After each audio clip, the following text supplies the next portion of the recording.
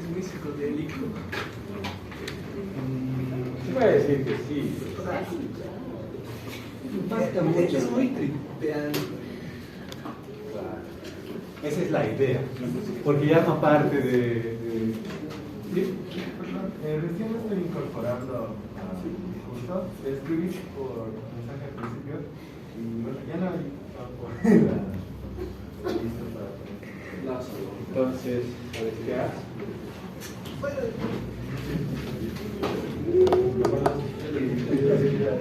Que surge ya de un avance tecnológico, toda vez que sin el avance tecnológico que se suscitó en el siglo XIX no se hubiera podido llegar al estudio del sonido tal como lo conocemos ahora, ¿no?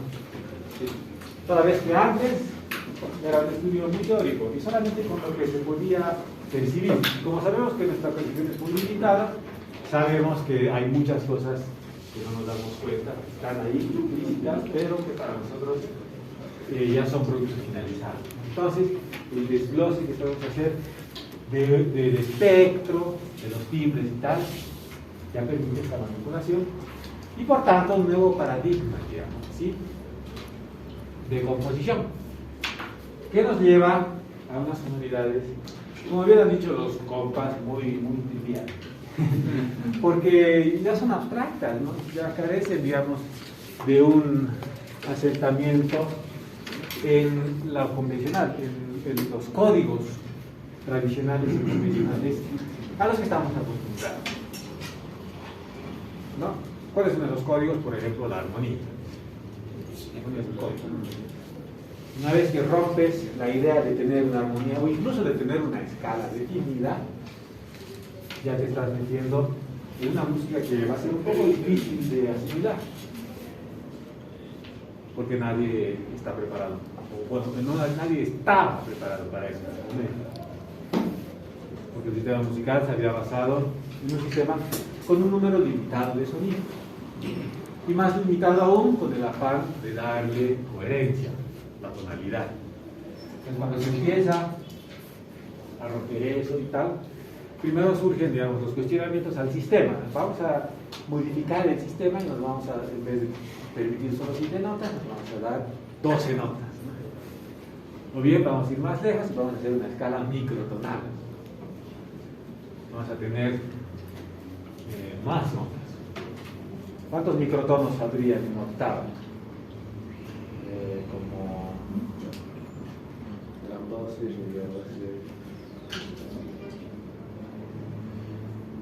como unos 18, 19 microtonos, ¿no? No es exactamente el doble. En fin. Pero hay quienes han dicho, bueno, ¿y qué tal si ya dejamos de hacer la música a través de las escalas, de los sonidos definidos y de todas sus propiedades que hoy vamos a ver? Sino que hacemos más bien música a partir del sonido mismo. Lo agarramos, nos olvidamos de que tenga o no propiedades musicales en el sentido tradicional y con eso comenzamos a entender. Y esto es importante porque si bien como lenguaje es una vanguardia, ¿no?, que seguramente lo han visto en lenguajes contemporáneos, no deja de ser parte importante y funcional del modo de producción contemporáneo, de cualquier música, sea música artista, sea música arte o sea música popular, sea pop. Porque todo eso hace un todo que cohesionado termina siendo pues nuestra práctica de música y por computadoras. En realidad no es y por computadoras, es simplemente por computadoras, ¿no? Es la manera de facto en la que hacemos música hoy en día todos nosotros. Si alguien no usa compu, me sorprendería. Estaría bien, porque no es que es un sine qua non, ¿no? Se ha hecho música por siglos en computadoras. Pero estoy seguro de que actualmente todos estamos de alguno u otro modo inmersos en el mundo de una computadora para nuestra práctica musical. O presentan manuscritos. Entonces, Sibelius, Finale. Imagínense componer así como Mozart. Sentado, ni siquiera en el piano, todo así, escuchándolo. Básicamente lo que hacía era transcribir. Mozart, Beethoven, Schoenberg, el solfeo que hay que tener para hacer música policarpónica sin tocarla. Solo sonando en la cabeza. No todos han hecho eso. Se sabe que Stravinsky, por ejemplo, era como nosotros, que probar el piano, de tocar así, de escuchar lo que está haciendo. Un profesor que tenía, de hecho, decía que probablemente si hubiera sido de esta época, hubiera estado ahí. Poner ahí y reproducción al final, que es lo que hacemos ahora. Bueno, más allá de eso, la acústica musical. En realidad todo nos lleva a la acústica musical, que se supone que es un tema que ya lo tendrían que haber visto en acústica musical y otra cosa. Que si lo han visto o no, igual lo vamos a repasar un poquito por encima. Bien, entonces comenzamos. Ustedes saben qué es la acústica. Y de hecho también podrían definir qué es la acústica musical. Este lo estudio no solamente de los instrumentos musicales, sino también de los sonidos que conforman las escalas, los acordes. O sea, en otras palabras, como dice Federico Millara, cito, las relaciones entre los distintos sonidos para dar origen a sensaciones musicalmente significativas, ¿no? Y ahí entra el tema de las escalas y de la consonancia y la disonancia. Consonancia, disonancia. Como hemos visto, hay características físicas que nos sugieren al percibirlas ya sea consonancia o disonancia. La pregunta es exactamente cuáles son los detalles de esto.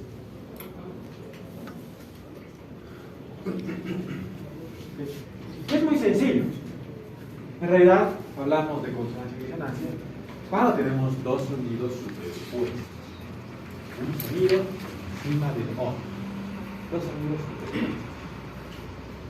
Ahora, entre los dos, si están, como hemos visto, perfectamente sincronizados, si están en fase, no va a producir más que un aumento de amplitud.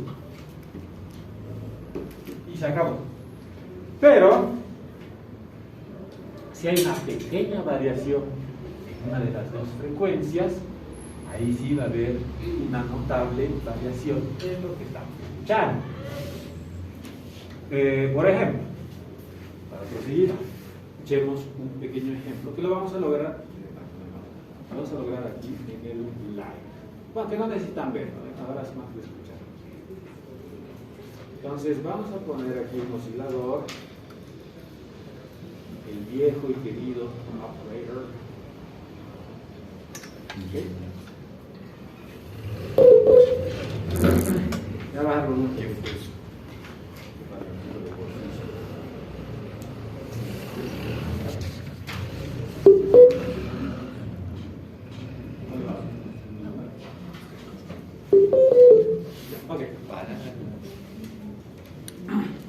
Listo, entonces tenemos ahí, ¿qué es lo que tenemos?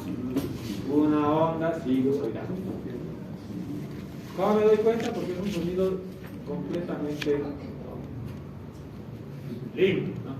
Y no pasa gran cosa. Prácticamente es hasta más simple que el sonido del teléfono. Pero, ahora bien, pongamos una frecuencia. Pongámosle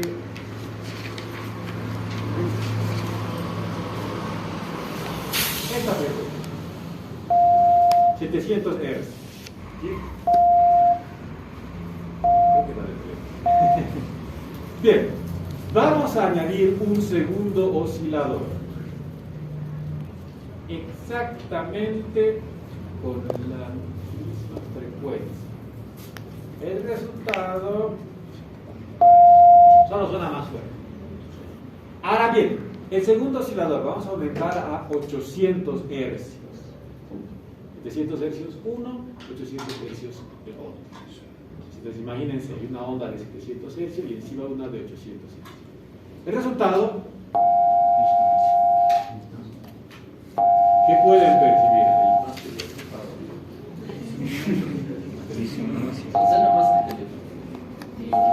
Disonancia. Es una disonancia, efectivamente. también. ¿Por qué? Porque cuando hablamos de frecuencias muy próximas entre sí, y ocurre lo que acabamos de escuchar, está operando de la manera que hemos visto algunas clases atrás, que una de las frecuencias, al estar un poco desplazada de la variación, va modulando la frecuencia, la otra frecuencia, va modulando, o sea, va aplicando partes de su forma de onda a la otra forma de onda.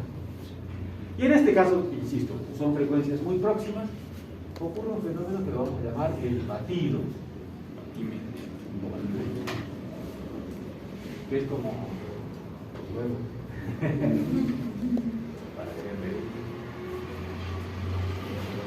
no, porque es un batido.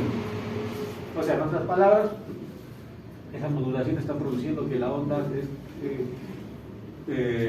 sufra fluctuaciones de amplitud. Que ya no está yendo así, ¿no? Sino que está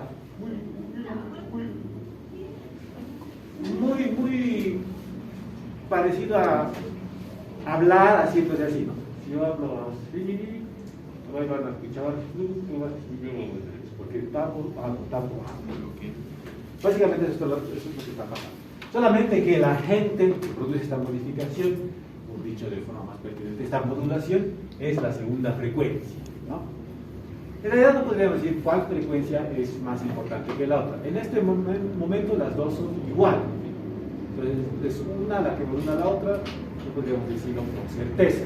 Sin embargo, haciendo un cambio de amplitud, disminuyendo la amplitud de alguna de las otras dos frecuencias, por ejemplo de la segunda, vamos a percibir aún otro cambio que se va haciendo menos notorio a medida que vamos disminuyendo la amplitud, o bueno, el volumen, hasta que eventualmente es imposible de percibir. Y si subimos el volumen, se hace mucho peor, ¿no? Más pegado, más duro. Entonces, como pueden ver, no solamente la frecuencia, sino también la intensidad de dichas frecuencias, las que determinan, lo vamos a llamar así, el grado de disonancia. Bien, por tanto, como resultado, tenemos ahí esa sensación, la sensación de globalizo. Ahora, esto es lo que eventualmente nos da la sensación de disonancia, o que ya en términos musicales diríamos de desafinación. Porque si se ponen a pensar, cuando tocamos un instrumento, como cualquier instrumento en realidad, no solamente es importante la afinación de cada una de las partes, que es un instrumento de cuerdas, de cada una de las cuerdas, sino también la afinación, la concordancia que vayan a tener todas esas partes entre sí. Entonces, en realidad eso sería el factor más determinante para tener una idea precisamente de afinación, ni que decir de temperamento, ¿no? Entonces, bueno, ustedes seguramente han podido evidenciar esto, los que tocan charango o mandolina, los instrumentos de órdenes nobles, ¿verdad? A veces basta con que se desafine un poquitito una de las cuerdas y ya sentimos el baile. Sentimos, para nosotros no está afinado. En menor grado no es muy desagradable, hasta le da como que un cierto efecto a las cuerdas. Un efecto que de hecho se explota, y lo vamos a contar enseguida. Pero a medida que va aumentando la discrepancia entre esas frecuencias, va siendo menos agradable y por tanto menos útil, si lo podemos decir así. ¿Sí? Bien, otra forma, digamos, de ejemplificar esto es cuando afinamos con armónicos, las guitarras, los bajos. Es aún más evidente, ¿por qué? Porque los armónicos son frecuencias que precisamente tienden a ser limpias, frecuencias puras. No tanto como esta, pero muy próximas. no es la frecuencia del timbre completo de la cuerda. Entonces, qué sé yo, estamos afinando, tocamos quinto y séptimo, para que esos dos armónicos, al aire y quinto, ¿verdad? Para que esos dos armónicos coincidan. ¿Y cómo nos damos cuenta de la sincronía, de la coincidencia, si quieren así? A través de ese tipo de diferencial. Porque comenzamos a percibir esa fluctuación. A medida que se va haciendo más lenta, es que estamos llegando a las notas deseadas.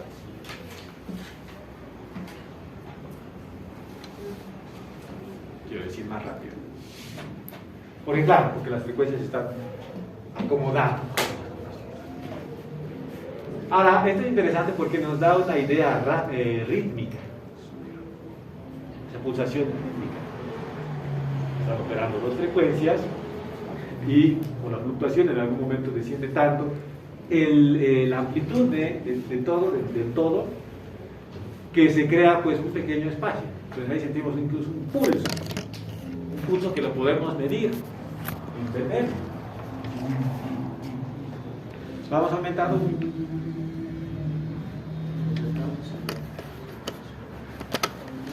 Al acercarnos a la afinación se vuelve más grande el sonido, se va subiendo y ya por ahí no hay nada. En el bajo se nota más para mí. En el bajo se nota más porque se nota esto, las frecuencias graves más notorio, cualquier cambio. Bueno, entonces, esto sirve, por ejemplo, para los afinadores de piano. Afinan de la misma manera. Y uno siempre se pregunta, ¿por qué utilizan un metrónomo para afinar el piano? Es precisamente porque el metrónomo tiene una idea concreta del pulso que debe tener ese batido para llegar a la afinación deseada. Es interesante. Yo no afino pianos, no sé, no tengo idea cómo afinar un piano. En la práctica, como en la teoría, es así. ¿Y por qué? Porque los pianos precisamente operan con cuerdas y son pues 3 cuerdas por tecla. Entonces esas 3 cuerdas tienen que estar en perfecta afinación, o sea, en perfecta sincronía. Basta un pequeño desliz para que se vaya produciendo un batido, un batimento progresivamente más notorio, ¿no? Bien, sin embargo, como he mencionado, este no es un efecto del todo indeseado.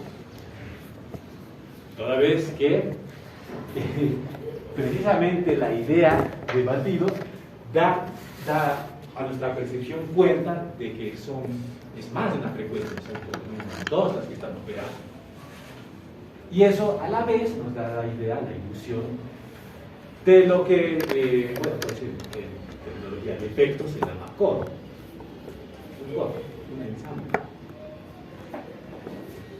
Y esa es la explicación precisamente para los guitarristas del efecto que se llama chorus o coro, que nosotros lo hemos mencionado desde el punto de vista electrónico, pero desde el punto de vista completamente, estrictamente acústico, también es válido y ha sido explotado a lo largo de la historia. Por ejemplo, el piano. Antes del piano preparado de John Cage se le hacían modificaciones al piano. Se agarraba, por ejemplo, una de las 3 cuerdas o las 3 cuerdas y se hacía deliberadamente algunos ajustes para forzar a que se produzca este fenómeno. Resultado es el piano honky tonk. Ustedes ven que en los teclados como este siempre hay honky tonk piano, ¿verdad? La idea es esa: tener un piano como o si le pusiera el pedal de coro. ¿Sí? Entonces el chorus es el producto de la Sí, de hecho sí. Porque lo que hace el pedal de chorus es producir un retraso. Agarras una señal, la señal que estás tocando, la duplica y la retrasa unos cuantos milisegundos nada más y genera exactamente el mismo efecto. un batido entre frecuencias próximas. A medida que vas electrónicamente aumentando el tiempo de retraso, se van disociando las señales. Pero, bueno, pero los pianos. El piano, que también está asociado a esa movida de, no sé, del ragtime, ¿no? Del cakewalk, la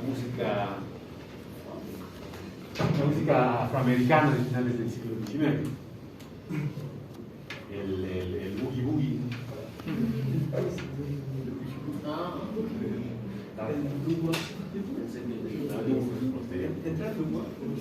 no, es posterior.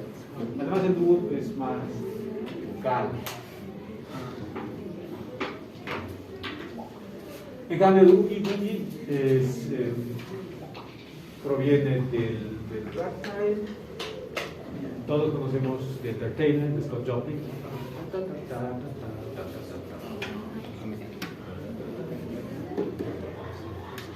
Todos esos ancestros de lo que después sería el swing, el bebop. Pero bueno, el caso es que está asociado, esta sonoridad, la sonoridad del piano está asociado a ese tipo de música. Y en alguna medida también a esta movida del Wild West. Claro, eso por el sí.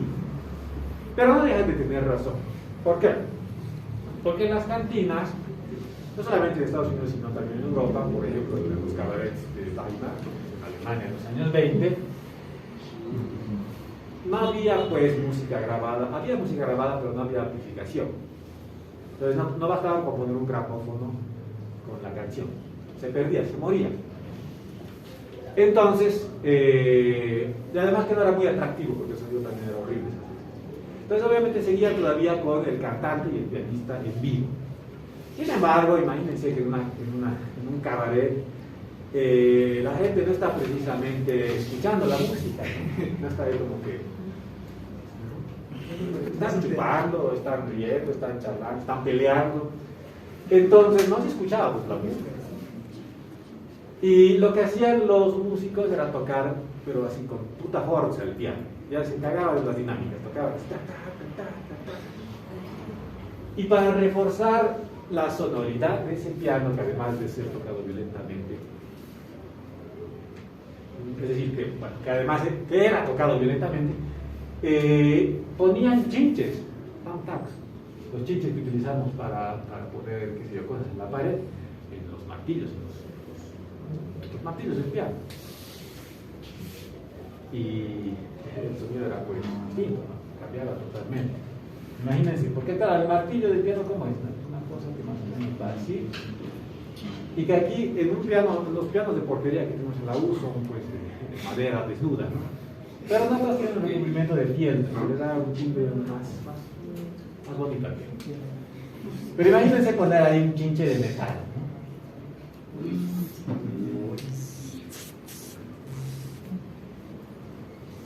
Obviamente un timbre mucho más incisivo.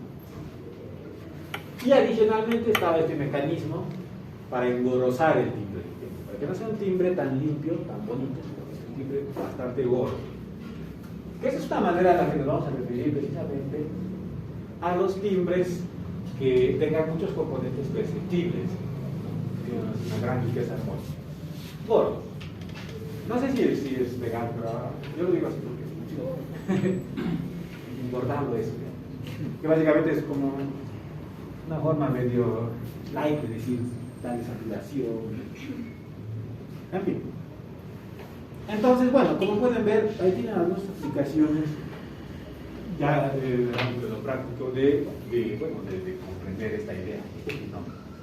Sin embargo, en su aspecto más elemental nos sugiere precisamente estas dos circunstancias, o bien consonancia o bien disonancia, ¿no? El resumen, entonces, es ¿cómo podemos?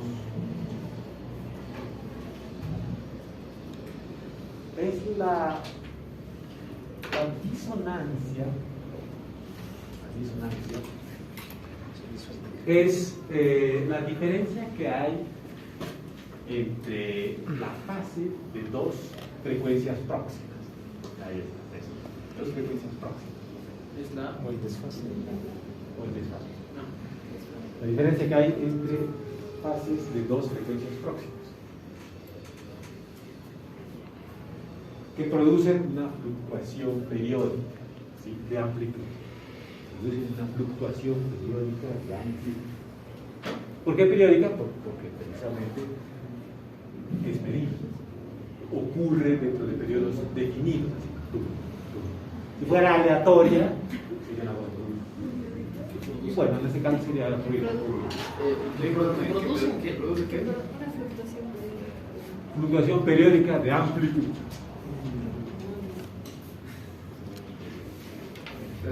That's the deal. Brothers, sisters.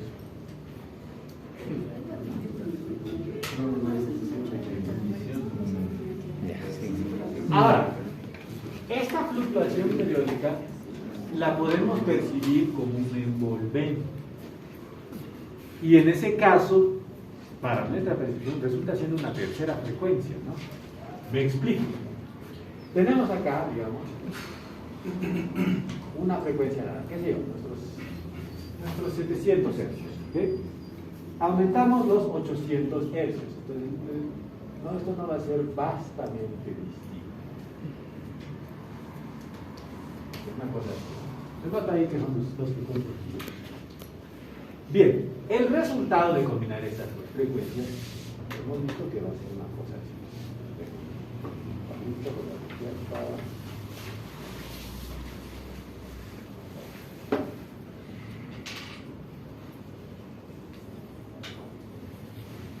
¿Ok? Entonces están combinando ambas frecuencias y el resultado es este. Sin embargo, esa fluctuación nos va a sugerir esto, ¿no?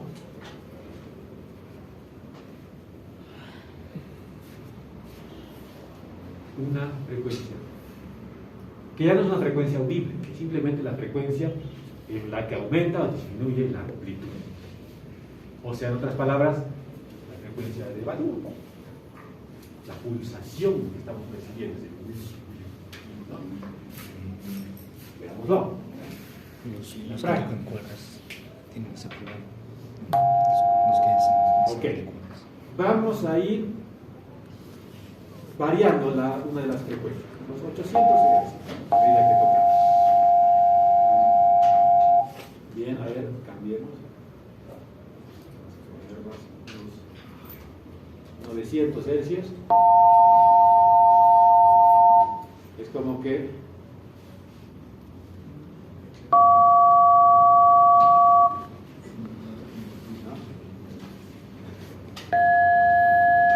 ahora sí son dos sonidos completamente. Bien, sin embargo, ¿qué pasa si más bien vamos en la otra vía? Vamos a disminuir de 700 Hz, ahora veamos unos 400 Hz.